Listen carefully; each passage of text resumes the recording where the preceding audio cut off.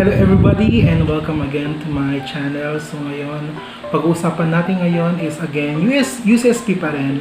Pero now we're going to go with lesson 6. Ang lesson 6 natin is how society is organized. For this, pag-usapan muna natin ang social group. So what is a social group? So let's read. A social group can be a collection of two or more people who interact with one another, share similar characteristics, and collectively have a sense of unity. So yun nga, di ba? Kaya pag sinabi natin kasi isa group, ibig sabihin maraming mga kasama. So pwede na do dalawa, pwede na do tawagin siyang social group kasi or marami, pero kailangan may interaction. Hindi pwede magkakasama lang tapos walang pakialam sa isa't isa. So sabi din dito, di ba? Minsan may similar silang characteristics. For example, barkada. Ang mga barkada, di ba? Bakit nagsasama-sama sila? Kasi minsan may common interest sila. O kaya may certain ugali kung bakit sila nagkiklik. Kaya nagiging collective group sila. So in a school, it's also a social group, di ba? Kasi bakit? Ano ang sense of unity nila? Siyempre, makapagtapos sa pag-aaral o makatapos sa isang baita sa pag-aaral like grade 1, grade 2, until makagraduate ang college. Okay, so ano ang characteristics ng isang social group? So we have reciprocal relationship. So it's sabihin, give and take, hindi pwedeng isa lang ang nakikinabang. Kailangan lahat ng members ng isang social group makikinabang din. Then, you have a sense of unity and the feeling of sympathy toward each other. Diba? Hindi pwede yung isa nakakawawa. Kailangan kapag may problema yung isa, tinutulungan natin, naaawa din tayo. Then we have we feeling. Aning we feeling, member defend their interest collectively. We, tayo. Diba? Kaya parang pag inaway mo yung isa, parang kaaway mo na yung buo. Kasi nga, hindi isang tao ang kalaban mo pag isang social group yan, kundi buo. Parang ganito lang yan sa isang pamilya. Kapag kinalaban ng ibang tao, kunyari ang nanay mo, buong pamilya makakalaban mo. So, ganun siya. Okay, next. Common interest and ideas. Diba? Sa mga barkada, for example, or ganito na sa school, sasali ka sa mga organization or in a talent group, for example, dance, sasali ako sa dance club. So, ibig sabihin, bakit ka sasali doon? Kasi lahat kayo may interest in dancing. Diba? Gagawa ka ng math club. Kasi bakit? Lahat kayo mahilig sa math. O kaya arts club. So, may common interest and ideas kayo. Then, we have similar behavior. So, for achieving the common goals and interests. Kasi nga, like, for example, barkada, diba? Minsan may kita pare-pareho ugali, ganyan, kaya, parang laging may similarity sa mga members nito. Then, group norms. Every group has its own set of rules and norms. Diba? Kasi nga nasa UCSP tayo. So, parang may sinasabi natin, for example, pag barkada, syempre, pag nag-mature kayo, magkakaroon ng relationship sa isa't isa. Tapos magkakaroon na kayo ng rule. Kapag nagkaroon kayo ng ex-girlfriend or ex-boyfriend, bawal makipagsyota sa naging ex before. So, ganyan. Kaya kapag iyon, nagawa ng isang kasama mo na dapat it's against the rule, di mo natatanggal siya sa group. So, ganun siya. So, you have your own group norms. Okay, what are the functions of a groups? So, we have defining boundaries, choosing the leader, making decisions, setting goals, assigning tasks, and controlling members' behavior. So, defining boundaries. To identify who are the members of a group, some sort of devices that must be used to mark the boundaries. Kasi nga, di ba, pag may grupo tayo, for example, gagawa tayo ng dance group. So, we have a social group na dance group. So, ano ang boundaries natin na pwedeng sumali sa group na ito? Of course, number 1, kailangan marunong sumayaw. Kahit magaling ka kumanta, magaling ka mag-drawing, magaling ka sa magsalita, kaya lang hindi naman iyon ang requirement ng isang social group ng dance group. So, you're marking na ito lang ang pwede sumali sa grupo namin. So, barkada ninyo, ito ang barkada namin. Gusto namin mga kapitbahay ko lang. So, pag malayo ka, tas gusto mo sumali sa grupong ito, medyo mahirap pumasok. Pero unless nag-open sila sa mga taga-malayo, dahil talagang barkada kanila. Diba? So, nagde-define tayo ng boundaries kung sino lang pumasok sa grupo natin. Kaya nga minsan nga, for example, talagang barkada yung close friends. Minsan ang konti lang, hindi talaga marami ang members. Kasi bakit? Medyo strict kasi yung boundaries na ginagawa natin. Sino lang pwede sumali dito. Okay. In every group, there will always be a leader. So, ang function ng isang group do, kailangan magkaroon ng isang leader. Kahit sa barkada, minsan hindi mo lang napapansin, pero meron sa inyo talaga nagsastand out. So, in choosing leaders, groups by nature must resolve the issue of leadership. A leader, according to Tischler, is someone who occupies central role or position of dominance in influence in a group. So, gawin natin medyo formal group kasi kung barkada na talaga, almost lahat naman pwede maging leader. Pero although meron pa rin talaga isa na parang lumalabas na pagdating sa decision making magaling. So, in a group, in a social group, o balikan natin dance group, kasi yun ang pinakamadali. In a dance group, meron lagi magiging leader. Kasi kung walang leader, for sure, ang magiging performance nyo, magulo. Diba? Kasi nga, walang nag-lead. So, kailangan laging may leader. So, kailangan siya yung mag-head, siya yung magiging central ng grupo nyo. Na kapag wala siya, parang ang hirap gumalaw at ang hirap gumawa ng decision making. Okay. So, talking about decision making, ayun na, letter C, making a decision. So, among foraging societies, yung mga lumang society, making decisions are made involving everyone else in the community. So, yung mga makaluma natin decision na society, pag yung foraging, diba, yung nagkakalkal, kunyari kung may mga, yung mga naghahanap ka pa ng mga sources sa mga kainin nyo, yung makalumang society, lahat is involved in decision making. But among modern societies, group use voting system to determine the decision of a group to save time and energy. Kasi nga, kung lahat magsasalita, parang nauubos yung oras. So, kailangan meron talagang tatayo sa inyo to make a decision for everyone else. Kasi nga, for example, di ba ngayon, kung laki natin sa Philippines, how will we have our leader? Of course, through election. And who is that leader? Of course, the President of the Philippines. Ayan. Kaya lang, in the decision making, hindi lang mo lagi isa. Siyempre, meron pa yung mga nasa baba na mag-decide tutulong for him. Pero, ang decision palagi is always on the top. But there are, for example, in democracy na society, which parang mas marami ang boses or mas marami ang nag-a-approve or disapprove, ay nasusundin natin. Kasi nga, democracy tayo. Okay, letter D. What is setting goals? So, all groups must have a goal. A goal may be general, such as protecting the environment, or to narrow it like getting to a beach resort. So, goals change over time depending on the challenges faced by the group. Okay, so ganyan na nga, di ba? So, kailangan may goal ang isang barkada. For example, barkada ninyo, hindi na barkada, of course, social group. So, for example, may mga barkada ako noon. When I was studying law, nag-aral ako ng abogasya, hindi ko nga lang natapos. So, meron akong mga barkada noon na talagang sila naging kasama ko. So, anong goal namin? Of course, at the time, nagbabogasya pa ako. Ang goal namin is makapasa or makatapos muna ng law. Then, after that, makapasa na ng bar exam.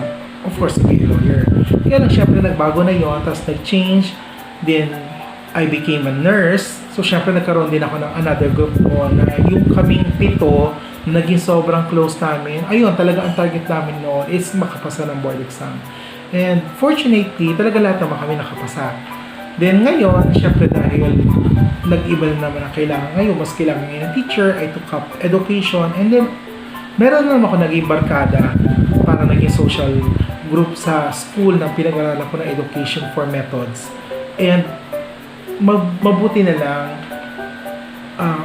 lahat kami, as in lahat talaga kami, meron yata casualty rin, pero almost lahat naman kami nakapasa na at ngayon ay isa ng licensed professional teacher. So kasi bakit? We set a goal na kahit ngayon na-reach na namin ang goal, hindi pa rin nawawala yung namin, connection namin sa isa't isa, diba? Tapos kapag na-reach na yung goal, of course, you will set another goal naman. Ngayon nga, because of pandemic, nag-message na sila na why not have a get together. So, syempre, kapag papapalong na namin yan, how will that happen ulit? So, another setting na naman ng goal. Okay, next is assigning tasks. So, assigning tasks, goals, decision-making, leadership are all important functions of the group. Significantly, only when tasks are assigned to each group, each member to perform. Ayun na nga. Pasok tayo sa school, sa classroom. Di ba may mga teacher nyo, bibigyan kayo ng activity na you should group yourself. Pag nagrupo kayo, of course, nag-iisip na kayo, sinong kukunin kong members? Of course, dapat may matalino, may magaling magsulat or magandang sulat. Siyempre, dapat may financer, may pera. Di ba? Tapos yung isa, magaling magpakain, magaling magdasal, ganyan, magaling sa support, di ba? So, each and everyone, magkakaroon ng task. Kung meron pa kayo sa inyo magaling mag-internet kasi malaki load ng may load sa cellphone nila, ayun, di ba? So, ang mangyayari niya, lahat kayo, may mga certain task kayo na gagawin sa activity ninyo. In order for you to reach your goal, di ba? Kaya ayun na naging important sa social group. So, hindi pwede na sumali ka lang doon kasi para lang pumasa, kaya nga minsan di ba pagkatapos yung gawing activity, anong susunod? Presentation. Pag presentation, may magsasalita. Mapapansin ang teacher nyo, sino ang walang na-contribute sa grupo nyo. Kasi mostly ayun na nasa likod, nasa gilid, na tagapalakpak lang, tagahawak ng papel, di ba? Kaya, pag tinanong teacher, ikaw, paki-explain yung sinabi niya, of course, wala kang masasabi. Ayan, minus siya sa grade. Diba? So, maswerte ka kung group grade. Paano kung individual pa, may individual grade pa? Diba? So, make sure na kapag may mga activity kayo as a group, give your best, tapos gawin mo yung part mo. Hindi umaasa ka lang sa pinakamatalino sa grupo niyo. Of course, the last one is controlling members' behavior. So, group members' behavior must be controlled for the group to continuously survive. This is the reason why deviant behaviors of members of the groups are considered dangerous and threatening. Of course, diba? Kapag may grupo, hindi pwedeng walang black sheep, hindi pwedeng walang pasaway. Minsan nga marami pang pasaway, o kaya minsan lahat pasaway. Pero kung gano'n, meron pa rin isa na tatayo ng matino na pwedeng siya talaga mag-aayos ng mga grupo nyo, diba? So, hindi pwedeng lahat kasi puro palpak ang mangyayari o puro kaguluhan, puro enjoy lang. Kailangan meron pa rin magpasabi na kailangan ito ang magagawa natin para magawa natin ang activity natin. Diba kahit sabihin mo, 5 kayo in a group, pinagsama-sama yung teacher nyo, grupo kayo, tapos lahat kayo pasaway. Merong isa't isa dyan na tatayo na magiging leader na sabihin natin, kailangan maayos natin to guys. Seryoso na, ganyan. Diba? Meron pa rin na magkocontrol ng mga behavior. Okay, now, punta na tayo dito. Types of groups according to. So, meron tayong 3 categories. So, nature of ties, social identification, and organization. So, under the nature of ties, meron tayong primary, and then we have secondary. For social identification, meron tayong in-group, out-group, and then reference. And then the last one is organization. Meron naman tayong formal and informal organization. Ngayon, punta tayo sa nature of social ties. So, the first one is the primary group. So, these are small in size and characterized by personal, intimate, and non-specialized relationship between their members. Ano yung mga example niya? We have the family, of course, diba? We have basketball team, a couple, yung magjowa o mag-asawa, and then, etc. Marami pa. Kaya nga, as you can see, diba? Pag sinabi natin primary talaga, ayan nga, diba? Intimate, magkakakilala talaga, very close, pati mga sikreto, alam. Non-specialized siya kasi hindi siya professional. Hindi, ngayon lang kayo magiging group, tapos after nyan, wala na. Ito yung mga certain group na through time, lagi magkakasama. For example, ito na lang, basketball team sa isang varsity team. So sabihin mo, sir, paano yan? Di ba pag basketball varsity ka, gagraduate ka. Pero kung imagine, for 4 years na member ka sa college sa isang basketball team, kahit graduate ka, hindi pa rin mawawala ang bond mo sa grupo nila, na may time pa rin, na babalik-balikan mo pa rin yung team na nakasanayan mo, kahit may mga bago na members. They will still consider you as a member pa rin, kasi nga isa ka na sa mga naging alumni nila, di ba? Kaya hindi siya nawawala, kasi that is, meron pa rin kasi social ties na, lalo na kung yung coach nyo ay siya pa rin ang coach noon, siya rin coach ngayon, so hindi yan mawawala. Okay, so what are the elements of a primary group? So sabi dito, it tends to be small and ordinarily composed of fewer than 15 to 20 individuals, so konting-konti lang. So interaction and communication among members is of intimate and personal nature. Members commonly develop strong emotional bonds with each other and generally persist over an extensive period of time. So ayun nga, di ba? Dahil hindi siya ganun karami, kakonti siya. So very close sa mga members, tapos tumatagal siya. Hindi siya parang group lang sa classroom yun na okay, magkasama kayo because of this project, after nun wala na. So ito matagal. So parang ano nangyayari nga, para na kayong pamilya. Although family is part of this primary group, pero kapag so sobrang tagal nyo na magkasama, like for example barkada, you treat your each members as your family. Okay, the other one is secondary group. So it's formal, impersonal group in which there is little social intimacy or mutual understanding. So these are business organization, political parties, labor union, etc. Relationship between members is very superficial and there is only indirect exertion of influence among them. So as you can see nga, di ba? In this secondary group, kabalik ka na siya ng primary group. So kung primary group very close, itong secondary group, professional siya. So for example, in a business organization, ang business organization kasi, di ba, pag nasa work ka, yun, you're a group. Pero pag lumabas ka na sa work, wala na yung group na yan. So, kailan siya magiging group ulit? Pag nagsama na naman ulit kayo, you will have another group. In political parties, ganun din. May election, there is a political party, magsama-sama tayo. So, we have a group. After niya, tapos na yung election, wala na yung group. Okay, so sabi dito, superficial siya, mababaw lang. What are the elements of a secondary group? So sabi dito, they are formal and impersonal relations. The group does not exert any primary influence upon its members. They do not meet face-to-face, they perform their job, carry out their order, pay their dues, and still may not see each other face-to-face. So yung nga kasi diba, formal siya, very professional siya. So, kapag nagawa na nila kung ano yung goal nila as a group, tapos after nun, wala na. Iba nga, diba, because of the pandemic ngayon, diba, you're just chatting, o kaya FaceTiming, or kaya Zooming, diba, hindi kayo nakikita face-to-face. Kaya mangyayari yan, may mga activity kayo kailangan gawin, may mga job kayo na kailangan matapos, responsibilities na kailangan gawin, tapos after niya, pag tapos na, wala na yung social group niyo. Another thing, they are large in size.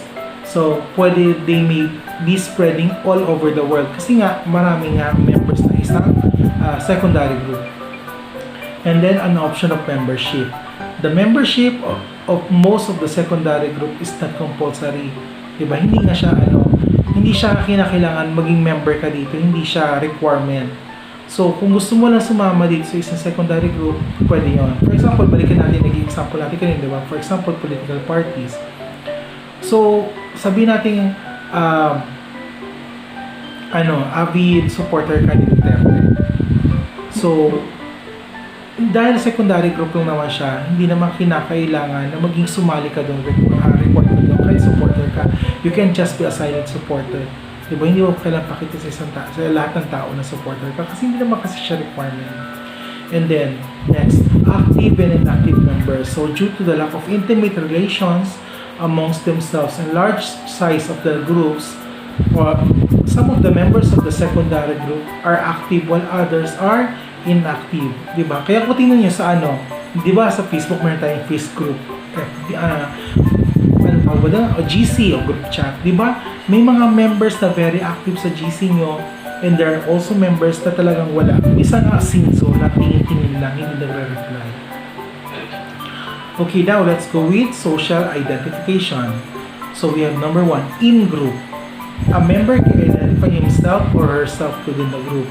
Indicators for group identification. So maaaring based on ethnicity, faith, ideology, common interest, pastime, hobbies, etc. So, in-group, di ba? Pag sabi in-group, yung talagang ano doon ka sa member na yun, talagang you are part of that group. So for example, ethnicity, katulad ko, isang Bicolano. Pag may mga grupo na mga Bicolano pa nakita ko yan sa Manila, di ba parang I can identify myself to this group kasi nga Bicolano sila. Bicolano din ako. Lalo na if you go to another country, di ba pumunta ka for example in US, tapos nakarinig ka nagsasalita ng Tagalog or for example, nag-Ilocano o nag-Bisaya, ganun ka rin. Yun din ang ethnicity mo. Di ba parang nakikita mo, wow, I belong to this group. Kaya lalapitan mo sila, kahit hindi mo sila kilala because you speak the same language. Di ba? Nagiging may bond na kayo kahit hindi mo sila kilala. Okay, now let's go with out-group. So, out-group are group or category to which people feel they do not belong. Ayun na nga, di ba? Ang word kasi out, ibig sabihin talagang parang hindi ka kasali, di ba? Kaya parang sabihin natin, may grupo ng mga mayaman, hindi ka naman mayaman. Di ba? Parang hindi mo maipasok ang sarili mo doon kasi may mga activities na kailangan gumastos, wala ka naman wala kang pera pang gastos, di ba? Ito na lang sabihin natin technology. Meron kang gustong pasukan ng mga barkada. Tapos ang phone mo, sabihin natin yung makalumang phone pa, yung mga keypad pa. Tapos lahat sila naka-iPhone. Diba parang pag naglabas ng cellphone, parang I don't belong. Diba parang ganun, out-group ka talaga. Parang ang dating outcast. So ayun ibig sabihin na out-group. Okay, another one is a reference group. So, a group that people use as a standard in evaluating or understanding themselves, their attitudes, and their behavior. So, pag sinabi natin reference, basihan natin. Diba? Parang, for example, we are a member of a dance group. There will always be a group na dance group talaga mas magaling at laging yung tinitingala. Diba? Kahit ikaw dancer ka, di ba lagi may pinapanood ka sa mga social media? For example, si DJ Louie na isang dancer. Tinignan mo siya kasi bakit? He is your reference.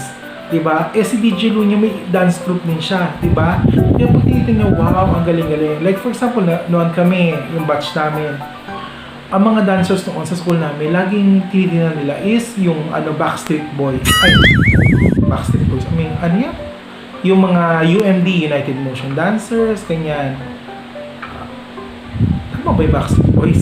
Ayun, basta comment na lang kayo kung anong dance group yun. Ayun. So, yung mga dancers na yan, tinitingnan nila kasi nung magagaling sumayaw. So, they become your reference. Diba? Kasi nga, yun yung nagiging model ninyo sa inyong grupo.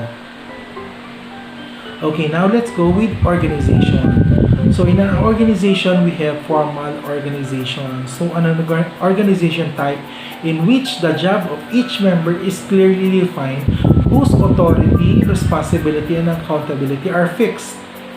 Deliberated by top management to fulfill the ultimate objective of the organization. It is stable, it continues for a long time, and members are bound by hierarchical structure as rules and regulations and large in size. Okay, pag sinabi na natin organization, malaki na ito Pag formal organization, ito na yung mga corporation na nakikita na natin.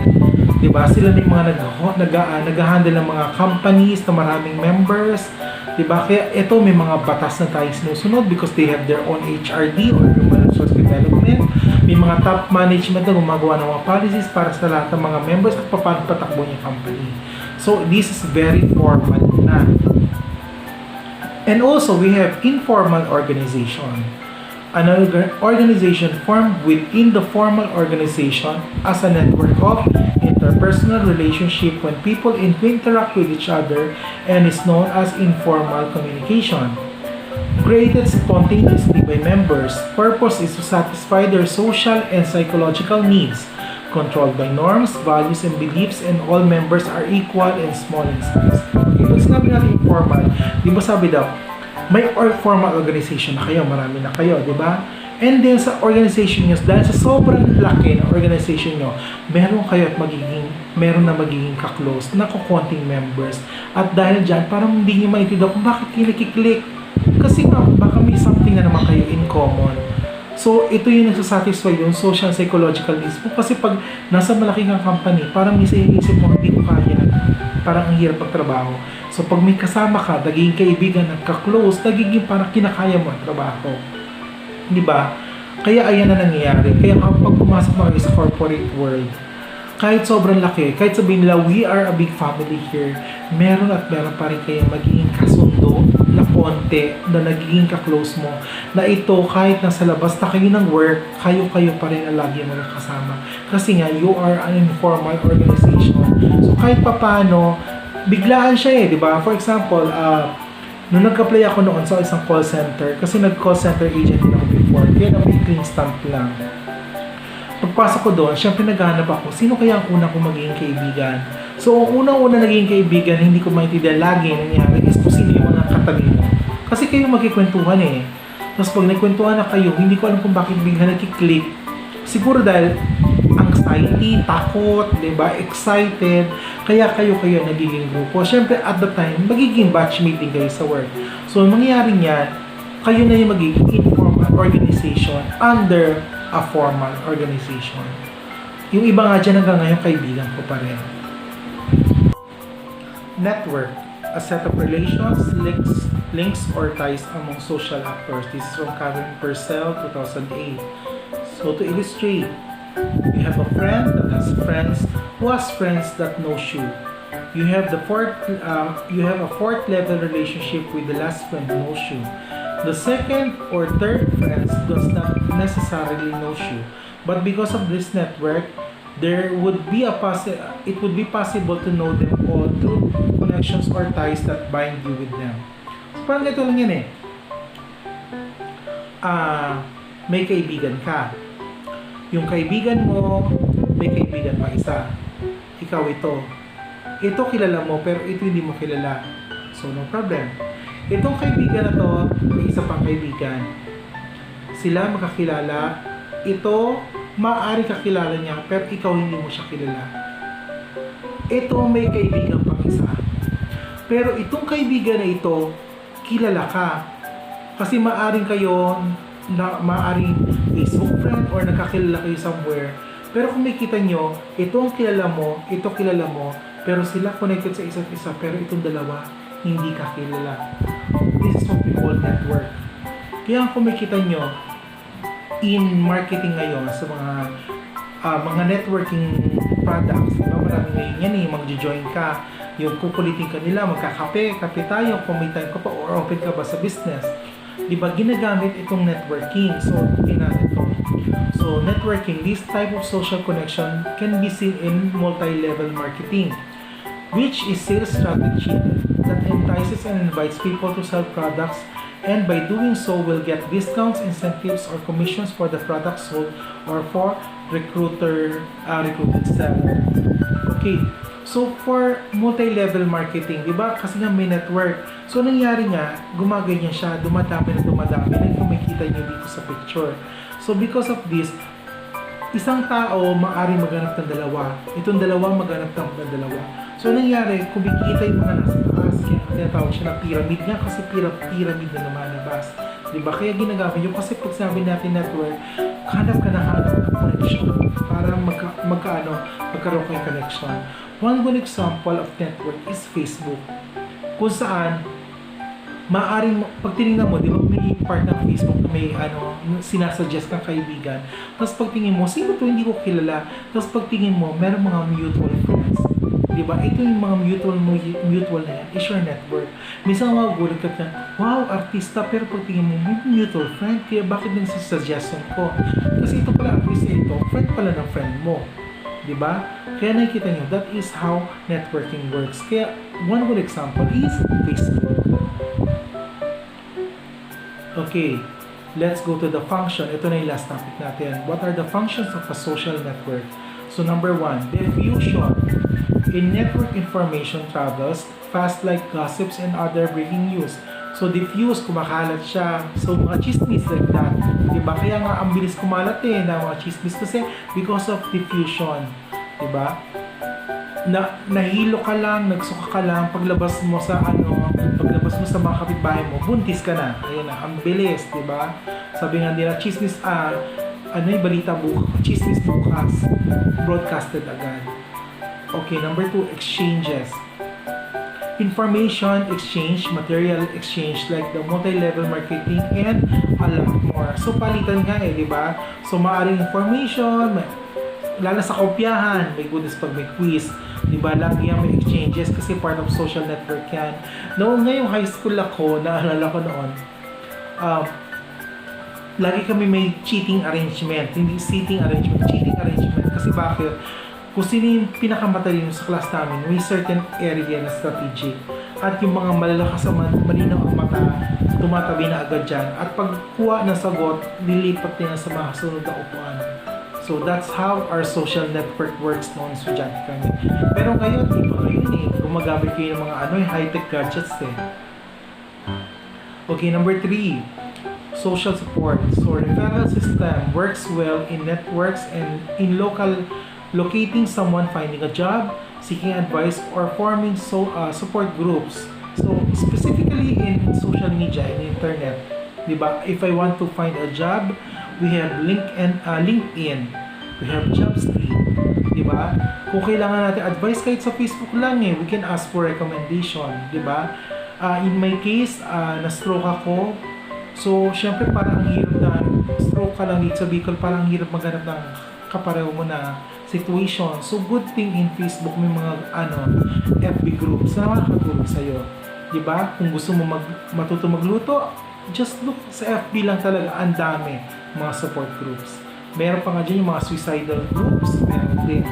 Diba? Yung mga forever alone group, mga gusto magka-jowa, meron din. So, ayan na nagagawa ngayon ng technology natin.